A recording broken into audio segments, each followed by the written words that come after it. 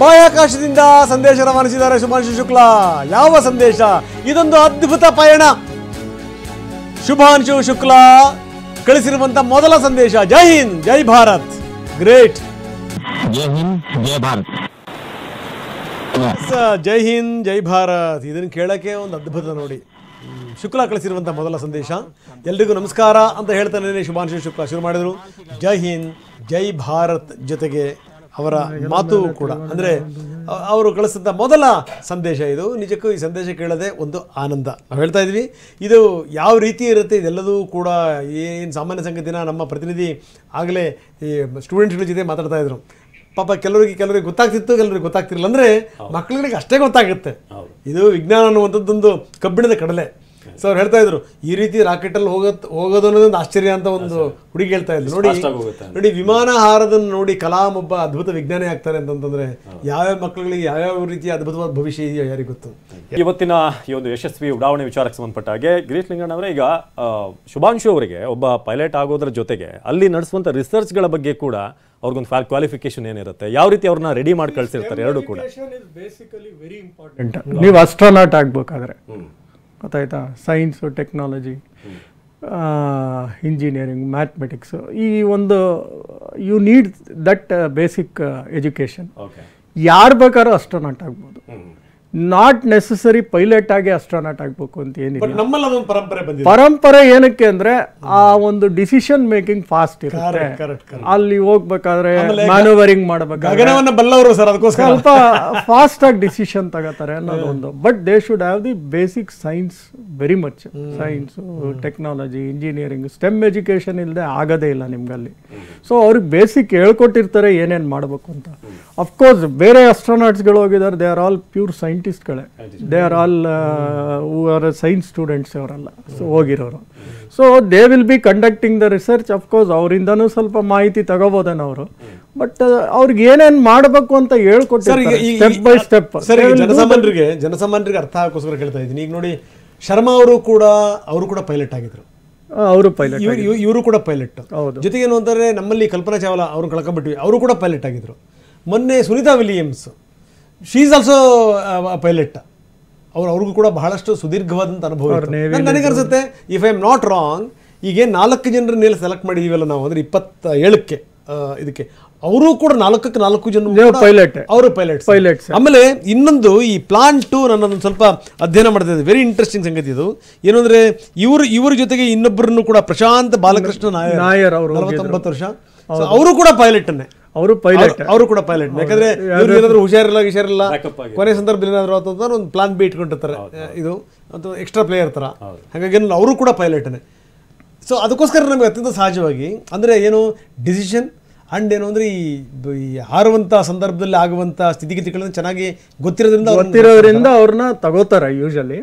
But anybody can go. ಇವಾಗ ನೋಡಿ, private space open ಆದ್ಮೇಲಂತೂ ನಾವು ಸ್ಪೇಸ್ ಟೂರಿಸ್ಟ್ ಆಗಿ ಹೋಗೋರು ಎಷ್ಟೋ ಜನ ಹೋಗ್ತಾ ಇದ್ದಾರೆ. ಈ ಸ್ಪೇಸ್ ಟೂರಿಸ್ಟ್ ಥರನೂ ಹೋಗಕ್ಕೆ ಶುರು ಮಾಡಿದ್ದಾರೆ. ಲಾಸ್ಟ್ ಟೈಮ್ ಮ್ಯಾಕ್ಸಿಮಮ್ 3ಲಿ ಒಬ್ಬ ಐ ಥಿಂಕ್ ಫಿಸಿಕಲಿ ಹ್ಯಾಂಡಿಕ್ಯಾಪ್ಟು ಕರ್ಕೊಂಡು ಹೋಗಿದ್ರು. So now everything is opened up. It's the private space is opening up. So ಎಲ್ಲ ಥರ ಜನಗಳು ಹೋಗ್ಬೋದು. ಈಗ ರಿಸರ್ಚ್ ಮಾಡೋಕ್ಕೆ ಈಗ 500 ಕೋಟಿ ಏನು ಖರ್ಚು ಮಾಡಿದ್ದೀವೋ, ನೀವು ಅಲ್ಲಿ ಉಳ್ಕೊಳ್ಳೋಕ್ಕೆ, ಸ್ಪೇಸ್ ಸ್ಟೇಷನ್ ಜಾಗ ಕೊಡೋಕ್ಕೆ, space station maintenance, because 24/7 maintain ಮಾಡ್ತಾ ಇರಬೇಕು space station. 420 ton space station, 28,000 kilometre ಸ್ಪೀಡಲ್ಲಿ ಹೋಗ್ತಾ ಇರುತ್ತೆ. 16 ಮಾಡ್ಯೂಲ್ ಇರುತ್ತೆ. ಅಂದರೆ ಒಂದು ಮಾಡ್ಯೂಲ್ ಲೆಗೋ ಥರ ಫಿಕ್ಸ್ ಮಾಡ್ಕೊಂಡು ಹೋಗಿರ್ತಾರೆ. ಅದರ ಆಯ್ಸೀಗ 2030 ಅಂತ ಹೇಳ್ತಾ ಇದ್ದಾರೆ. ಆ 2030ರಲ್ಲಿ ಆಕ್ಸಿಯಮ್ 4 ಏನು ಮಾಡ್ತಾನೆ, ಅವ್ನ ಮಾಡ್ಯೂಲ್ಗಳು ಅಟ್ಯಾಚ್ ಮಾಡ್ಕೊಂಡು ಹೋಗ್ತಾನೆ ಈಗ.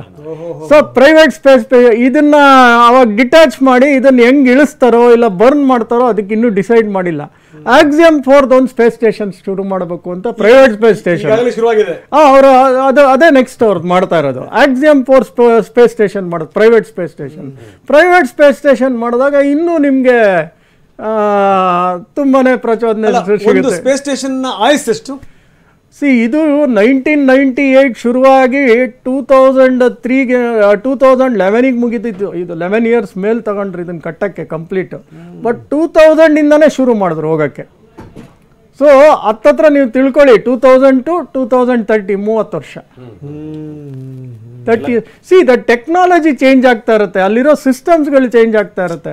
ಆಮೇಲೆ ಏನು ಮಾಡ್ತಾರೆ, ಕೆಲವು ಸಲ ಲೀಕೇಜ್ ಆಗ್ಬಿಡುತ್ತೆ, ಅಮೋನಿಯಾ ಲೀಕೇಜ್. ಬಿಕಾಸ್ ಅಲ್ಲಿ ಟೆಂಪ್ರೇಚರ್ ಮೇಂಟೈನ್ ಮಾಡ್ಬೇಕಾದ್ರೆ 16 ಬೆಳಕು 16 ರಾತ್ರಿ -200 ಡಿಗ್ರಿಗೆ ಹೋಗುತ್ತೆ, ಇಲ್ಲ +200 ಡಿಗ್ರಿಗೆ ಹೋಗುತ್ತೆ ಒಳಗಡೆ ಟೆಂಪ್ರೇಚರು. ಅದನ್ನ ಮೇಂಟೈನ್ ಮಾಡಬೇಕು, ಅಮೋನಿಯಾ ಯೂಸ್ ಮಾಡಬೇಕು. ಅಮೋನಿಯಾ ಗ್ಯಾಸ್ ಏನಾದ್ರು ಲೀಕ್ ಆಯಿತು ಅಂದರೆ ಪಾಯ್ಸನಸ್ಸು. ಸೊ ಆ ಗ್ಯಾಸ್ ಲೀಕ್ ಆಯಿತು ಅಂದರೆ ಹೊರಗಡೆ ಹೋಗ್ತಾರೆ, ಸ್ಪೇಸ್ ಸ್ಟೇಷನಿಂದ ತೆಗೆದು ಹ್ಯಾಚ್ ತೆಗೆದು ನಿಧಾನಕ್ಕೆ ಒಂದು ದಾರನೋ ಇಲ್ಲ ಒಂದು ಇಟ್ಕೊಂಡು ಹೋಗ್ತಾರೆ. That is called a space walk.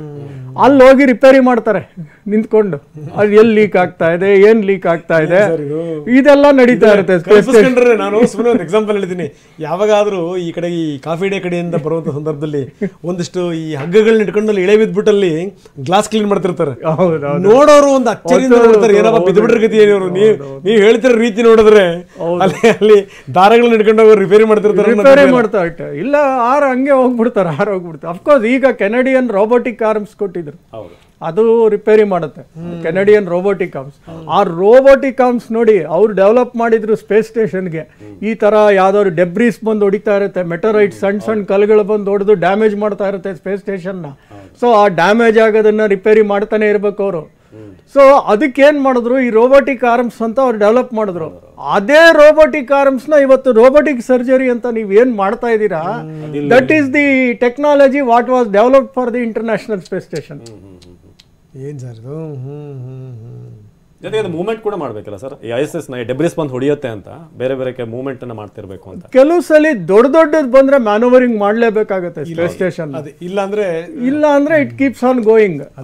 ಅದಕ್ಕೆ ಎಲ್ಲಿ ಪವರ್ ಎಲ್ಲಿಂದ ಸಿಗುತ್ತೆ, ಒಂದೊಂದು ಎಕರೆ ಸೋಲಾರ್ ಪ್ಯಾನಲ್ ಇರುತ್ತೆ. ಅಲ್ಲ ಲಿಂಗಣ್ಣವ್ರೆ, ಒಂದೇ ಮಾತಲ್ಲಿ ಹೇಳ್ಬೇಕು ಅಂತಂದ್ರೆ ಅಲ್ಲೂ ಒಂದು ಗ್ಯಾರೇಜ್ ತರ ಸೃಷ್ಟಿಯಾಗಿರುತ್ತೆ. ಅಲ್ಲಿ ನೀವು ಅವಾಗ ವೆಲ್ಡಿಂಗ್ ಮಾಡಿದಿರ್ಬೇಕು, ಟಿಂಕರಿಂಗ್ ಮಾಡ್ತಿರ್ಬೇಕು, ಲಪ್ಪ ಹಚ್ತಿರ್ಬೇಕು, ಕೂಡ ನಡೀತಾನೆ ಇರುತ್ತೆ. ರಿಪೇರಿ ಎಲ್ಲ ನಡೀತಾ ಇರುತ್ತೆ.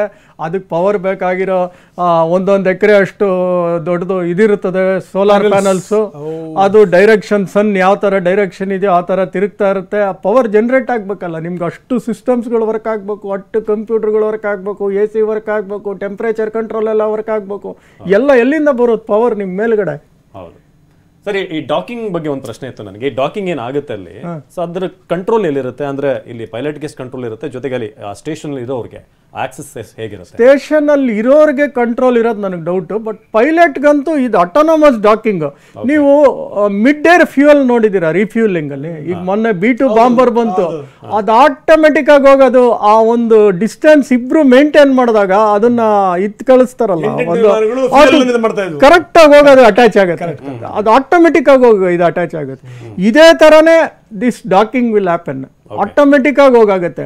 ಕೆಲವು ಸಲ ಚೇಂಜ್ ಆದಾಗ ದೆನ್ ಈ has to manually bring it to get the. ಯಾಕೆ ಅವಿನಾಶಿ ಮಾತು ಕೇಳ್ತಾ ಇದ್ದಾರೆ ಅಂದ್ರೆ, ನಾವು ಚಂದ್ರಯಾನ ಸಂದರ್ಭದಲ್ಲಿ ನಾವು ನೋಡ್ತಾ ಇದ್ವಿ, ಈ ಹೋಗ್ತಿರುವಂತಹ ಸಂದರ್ಭದಲ್ಲಿ ಎಲ್ಲಿ ರೋವರ್ ಯಾವ್ದಾದ್ರು ಒಂದು ಕುಳಿಲಿ ಬಿದ್ದು ಬಿಡುತ್ತೋ ಅಂತ ನಾವು ಆ ಕುಳಿಯನ್ನು ನಾವು ಡಿವೇಟ್ ಮಾಡಿದ್ವಿ ಅಂತ ವಿಜ್ಞಾನಿಗಳು ಹೇಳಿದ್ರಲ್ಲ. ಸಾಫ್ಟ್ ಲ್ಯಾಂಡಿಂಗ್ ಅಲ್ಲ, ಗುಂಡಿಲಿ ಬಿದ್ದು ಬಿಡುತ್ತೆ ಅಂತ ಹೇಳಿದ. ಲ್ಯಾಂಡಿಂಗ್ ಅಲ್ಲಿ ಆದ್ಮೇಲೆ ರೋವರ್ ಹೊರಗಡೆ ಬಂದಾದ್ಮೇಲೆ ಸಂದರ್ಭದಲ್ಲಿ ಬಿದ್ದು ಬಿಡುತ್ತೆ ಅಂತ ನಾವು ಡಿವೇಟ್ ಮಾಡಿದ್ವಿ ಅಂದ್ರಲ್ಲ, ಅದಕ್ಕೋಸ್ಕರ ಅಲ್ಲ, ಅದು ದಾರ ಇತ್ತು. That is the wired robot. But docking ಮೊನ್ನೆ ಸ್ಪೇಡೆಕ್ಸ್ ಅಲ್ಲಿ ಅವತ್ತು January 10th ಏನೋ ಆಗ್ಬೇಕಾಗಿತ್ತು, ಆಗ್ಲಿಲ್ಲ. ಡಾಕಿಂಗ್ ಬಹಳ ದಿವಸ ತಗೊಂಡ್ರು, ಆಮೇಲೆ ಡಾಕ್ ಮಾಡಿದ್ರು. ಒಂದ್ಸಲಿ ಡಾಕ್ ಆದ್ಮೇಲೆ ದೆನ್ ಡಿ ಡಾಕ್ ಮಾಡಿದ್ರು, ಮತ್ತೆ ಮ್ಯಾನೋವರಿಂಗ್ ಮಾಡ್ತಾರೆ. ಇದನ್ನೆಲ್ಲ ಏನಕ್ಕೆ ಅಂದ್ರೆ ಆ ಒಂದು prince we are learning the first trawling. Yes sir, what your last word? ಇದೆಲ್ಲ ನೋಡಿದ್ವಿ ನಾವು, ಬಹಳ ಅದ್ಭುತವಾದ ಸಂಗತಿ. ಕೊನೆಯದಾಗಿ ಏನಂತೀರಿ ಸರ್? ಇದು ಒಂದು ಸಕ್ಸಸ್ಫುಲ್ ಮಿಷನ್ ಖಂಡಿತ ಹಾಗೆ ಆಗುತ್ತೆ. This will show the way for future. ಈಗಾಗಲೇ ಆಂಧ್ರಲ್ಲಿ, ತೆಲಂಗಾಣಲ್ಲಿ ಒಬ್ರು ಜಾಹ್ನವಿ ಅಂತ ಆಗ್ಲೇ ರೆಡಿ ಮಾಡಿದೀವಿ 2029ಗೆ. ಇನ್ನು ಎಷ್ಟು ಜನ ಇದರಿಂದ ಉಟ್ಕೋತಾರೋ. ಈಗ ಪ್ರೈವೇಟ್ ಪ್ಲೇಯರ್ಸ್ ಆಕ್ಸಿಯಮ್ ಅಂತ ಬಂದಿರೋದ್ರಿಂದ ಇನ್ನೂ ಅತಿ ಹೆಚ್ಚು ಪ್ರೈವೇಟ್ ಪ್ಲೇಯರ್ಸ್ ಬಂದು ಇನ್ನು ಮುಂದಿನ ಜನರೇಷನ್ಗೆ ಅಸ್ಟ್ರೋನಾಟ್ಸ್ ಡ್ರೀಮ್ ಮಾಡೋದೇನು ಕಷ್ಟ ಅಂತ ಅನ್ಸಲ್ಲ. ಬಟ್ ಓನ್ಲಿ ಥಿಂಗ್ ಆ ಒಂದು ಮೆಂಟಾಲಿಟಿ, ಆ ಒಂದು ಇದು ನಾವು ಡೆವಲಪ್ ಮಾಡ್ಕೋಬೇಕು. Yes sir, thank you very much. ಇಲ್ಲಿ ತನಕ ಒಂದು ಸಾಕಷ್ಟು ಸಂಗತಿಗಳು ಮಾತಾಡಿದ್ರಿ ಗಿರೀಶ್ ಲಿಂಗಣ್ಣವರ ವಿಶೇಷತೆ ಏನು ಅಂತಂದ್ರೆ ಅತ್ಯಂತ ಸರಳವಾಗಿ ಜನಸಾಮಾನ್ಯರಿಗೆ ಅರ್ಥವಾಗುವಂಥ ಭಾಷೆನಲ್ಲಿ ಅದನ್ನು ಮಂಡಿಸುವಂಥದ್ದು ಇಟ್ಸ್ ವೆರಿ ಇಂಪಾರ್ಟೆಂಟ್ ಸಂಗತಿ. ನಿಜಕ್ಕೂ ನಾವು ಒಂದು ಹೆಜ್ಜೆ ಇಟ್ಟಿದ್ದೀವಿ. ಆರಂಭದಲ್ಲಿ ನಾನು ಮಾತನ್ನು ಹೇಳಿದೆ, ನಾವು ವಾಮನರು, ಆದರೆ ನಮಗೆ ಗೊತ್ತಿದೆ ತ್ರಿವಿಕ್ರಮರು ಹೆಂಗೆ ಆಗಬೇಕು ಅಂತ ಹೇಳಿ ಅಂತ. 3 ಹೆಜ್ಜೆ ಸಾಕು, ಇಡೀ ಎಲ್ಲೆಲ್ಲಿ ಹೆಜ್ಜೆ ಇಡಬೇಕು ಅನ್ನುವಂಥದ್ದು ಭಾರತಕ್ಕೆ ತುಂಬ ಚೆನ್ನಾಗಿ ಗೊತ್ತಿದೆ. ಬೇರೆ ಬೇರೆ ದೇಶಗಳಿಂದ ಹಾರಾಡುವಂಥವ್ರು ಕೂಡ ಭಾರತೀಯರೇ. ಯಾಕಂದರೆ ಕಲ್ಪನಾ ಚಾವ್ಲಾ ಆಗಿರ್ಬೋದು, ಸುನೀತಾ ವಿಲಿಯಮ್ಸ್ ಆಗಿರ್ಬೋದು, ಎಲ್ಲ ಭಾರತದ ಮೂಲ. ಸೊ ಹಿಂಗಾಗಿ ಏನಂದರೆ ಭಾರತ ಮುಂದಿನ ದಿನಗಳಲ್ಲಿ ದೊಡ್ಡ ಹೆಜ್ಜೆ ಇಡಲಿಕ್ಕೆ ಈ ಒಂದು ಹೆಜ್ಜೆ ಇದೆಯಲ್ಲ, that is very very important. So ಒಳ್ಳೆ ದಿನಗಳು 27ರಿಂದ ಆರಂಭ ಆಗುತ್ತೆ ಅಂತ ಹೇಳ್ತಾ ಈ ಚರ್ಚೆನ ಮುಗಿಸ್ತಾ ಇದ್ದೀವಿ. ನಿರಂತರ ಸುದ್ದಿಗಾಗಿ ನೋಡ್ತಾ ಇರಿ.